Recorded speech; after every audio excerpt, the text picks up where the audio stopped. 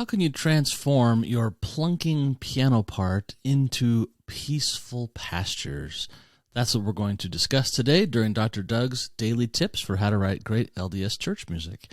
We are looking at the primary song, Reverently, Quietly, one of my favorite primary songs of all time. And there's a simple little piano trick in this song. You probably know it already, but I'm just going to draw your attention to it, that this trick adds so much peacefulness to the piano part. It's very simple, and sometimes the most powerful tools are the most simple. So let's zoom in and take a look.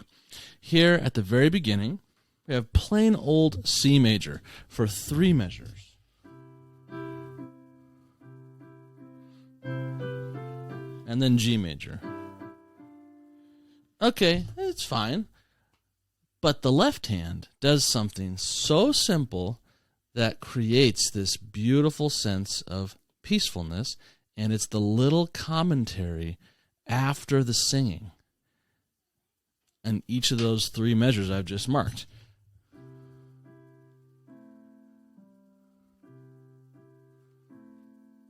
Why does that work so well? It's beautiful. It's the simplest little thing. It's just a step. A, G. Well, here's some thoughts about why this works so well. First of all, when you get this sound right here, if you really zoom in and look at it, you notice that it's an A minor chord. But it quickly changes. This A quickly changes to a G. But before it changes, we get this little sense of somberness, this little bit of cloudiness on the A minor chord. It's not really an A minor chord. It's still all a C major chord, but this note is what we call a non-chord tone, and it's a very particular non-chord tone where you leap and then step. It's called an appoggiatura. You leap to a non-chord tone and then step back to a chord tone. So the A does not belong to C major. That's the non-chord tone, and then it steps to G. However, you can kind of hear a bit of A minor, which makes this little step get that warmth that comes from a combination of a major chord and its very nearby kind of relative minor chord. Relative because it has both the C and the G in both chords. A minor, but it resolves back to C major, but it hints it. It colors it with just this hint of somber minor as it steps. Okay, so every time the C major version happens, that continues, but we get the same figure on a G7 chord. So why does that one work?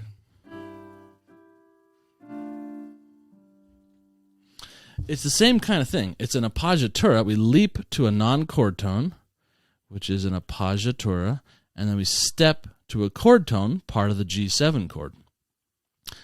However, again, if you zoom in really close and look at these notes, and you pair them together, that's a D minor chord.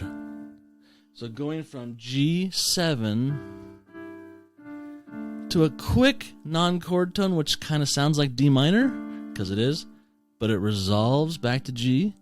It's the same kind of similar combination where the D minor chord shares 2 notes with the G major chord. And because of that little hint of minor as the A resolves, it gets this little mixture that feels so peaceful.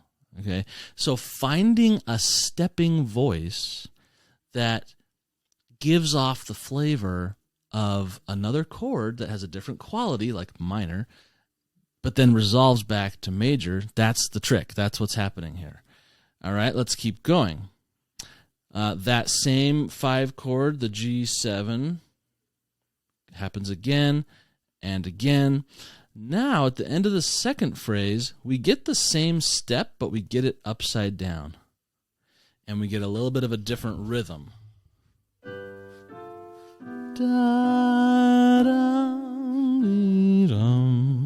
And when we get the last note, that's where the dissonance occurs between the D and the C. Just like how this note was a dissonance because it's a non-chord tone. This note is technically a dissonance because it's a non-chord tone. Now we get that on the downbeat, but it still came by half step. Well, by step. So the first one's step.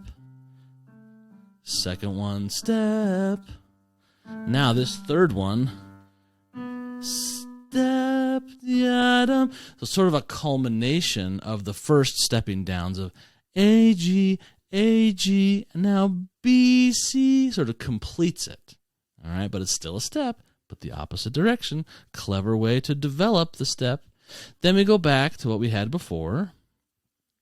Now this third line extends the sound even more. We get the same figure, but we get it up on D, and we get it twice.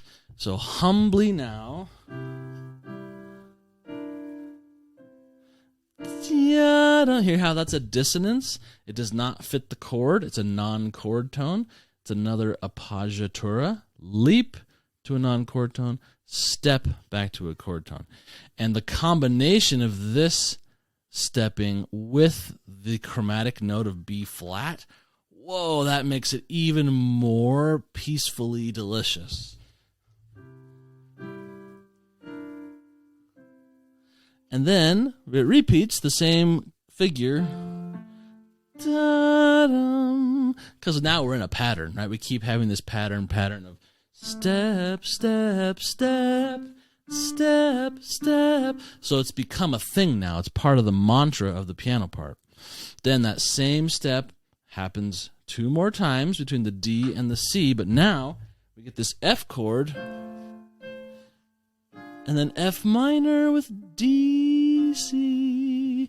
So really that whole bit is F minor. We have F major here, and then we have F minor there. But as we have F minor, we have that same appoggiatura, which is, again, another dissonance, a non-chord tone that resolves down. And with the addition of the A flat, like the B flat in the previous line, it gets it all the more peacefully delicious. And then again, now to C major. So every time we hit that, it doesn't fit the chord, and then it resolves to the chord tone. So if you want to try something like this, make sure the last note of the figure, in this case the C and the C, make sure that note belongs to the chord you're using. The note before it does not have to belong to the chord, and that's what makes it juicy, because it's a dissonance. It doesn't fit the chord, but then it steps down peacefully into the chord tone. Okay, and then one last time we get the reverse, the upward step, like we saw before, where the B goes up to the C at the end. And step. Okay, this is your composer gem for today. It turns what would be just kind of plunk, chord, plunk, chord, plunk, chord, with a very simple figure, just a step. It turns it into this wonderfully peaceful pasture that the reverence can sing in. It's a beautiful technique. You can apply this technique to just about every kind of church music you want to write. Hymn arrangements, primary songs, even in hymns, even in congregational hymns, you can do this kind of stepping, maybe in the tenor, maybe in the alto, to give it that beautiful sense of peacefulness. Give it a try. You'll love it. If you liked this video, please hit subscribe, ring the bell so you get notified each time I post a new video. And if you like more tips like this, head over to latterdaymusiversity.com, where there's a lot more free stuff for you to enjoy about how to write great LDS church music. Come back again. We'll see you